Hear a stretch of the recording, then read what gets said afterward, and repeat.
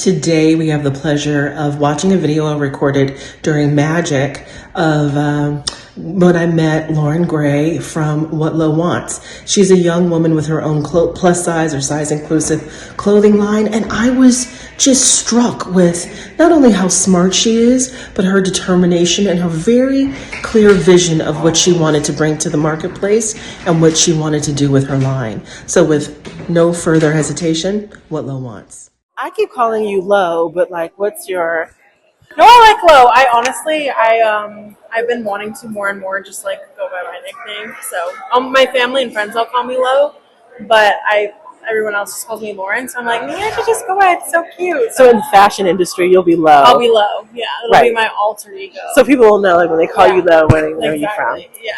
So I just did this panel with you at Magic. Yes. First of all, I'm so impressed with you. You're so young and you have your own clothing line. Like, tell me, and you said you had no background, like how did that happen?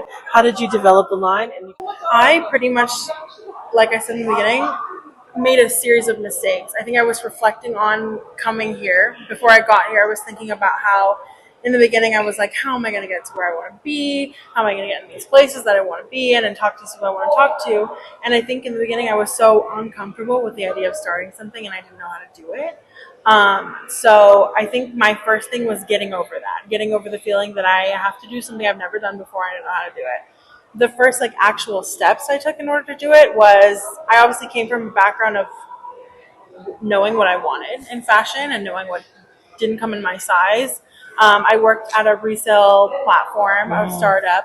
So I was constantly like around fashion, hearing from customers what they wanted, and kind of being in the secondary market where you're dealing with a problem that starts in the primary market, which is there's no supply. I knew pretty fast coming from the secondary market was that I was trying to go into meetings at the tech company I was at wearing Forever 21, like you talked about. I was wearing Forever 21 and I was like, this needs to change. So when I stopped working at that company, I was in the middle of COVID and I was like, okay, well, I have to do something else. And so I started by doing a lot of research. I worked with a full service manufacturing company at first, which is crazy. And it was what you would call a big mistake, but it was necessary. We produced probably like 3 things in a whole year. It took a lot of money, and the fit was not great. No, the fit was fine, but there were notes now. So I pretty much learned by, trying to outsource and work with a company that did have experience, but I was very close in the process because I knew that this was not going to last forever. Like I had to learn in order to be able to do things myself. You're obviously paying a markup on having someone help you. So through there, they ended up not working out, but I met through one of my fabric vendors, my head of development. So through that process of working with a full service manufacturer, I obviously was working with one of my fabric companies. I was telling him, this is not working out with the company. And I was like, I don't know what to do now. I think I'm going to have to give up. And he was like, just talk to this guy, like my head of development, or this guy I know, he works in the garment industry. He's been in there for 30 years. And so taking the experience I had and also knowing what I needed as a plus size person, my customers, what they wanted, and also this community I built on Instagram, what they wanted, it was kind of like a match made in heaven. And obviously applicable for other people.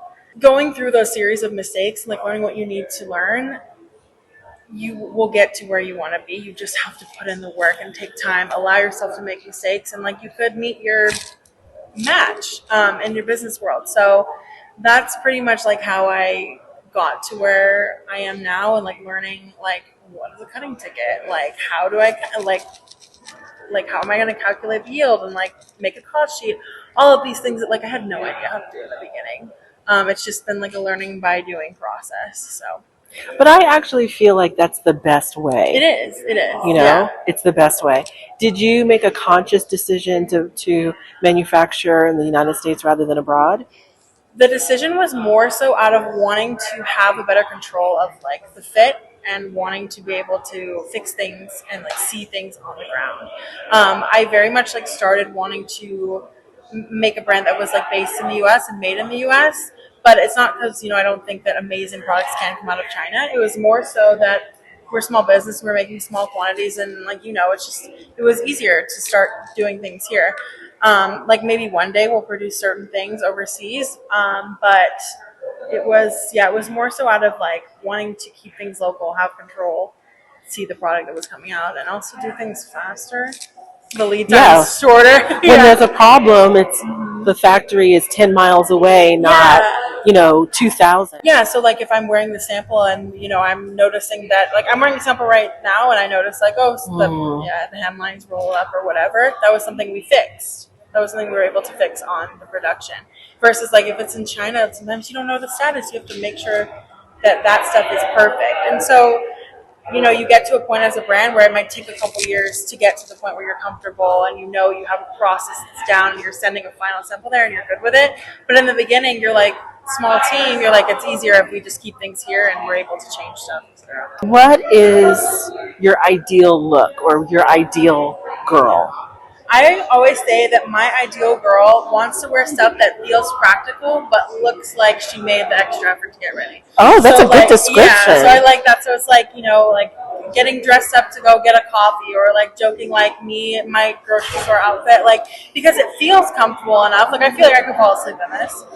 But I wore it to Magic. But it looks special. Exactly. So I think for our price point, I, as a consumer, really wanted somewhere that was quality in terms of like the fabrics were better quality, not like silk and high end, but something that did hold up and then also a proper fit. So I wanted to be at that price point where you feel like you're getting quality, but it's still accessible. Look, I think a young woman who's starting off in the corporate world, your clothes are still accessible to her paycheck. Thank you. Yeah. I mean, that's really important to me. Now, who's the design team?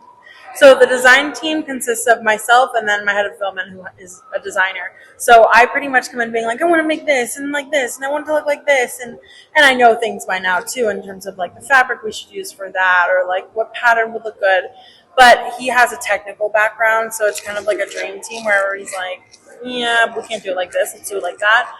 So that's pretty much the design process, and it's like, it's perfect. It's almost like I have a second part of my brain, so that's great though. And when you do production runs, how large of a run are you doing?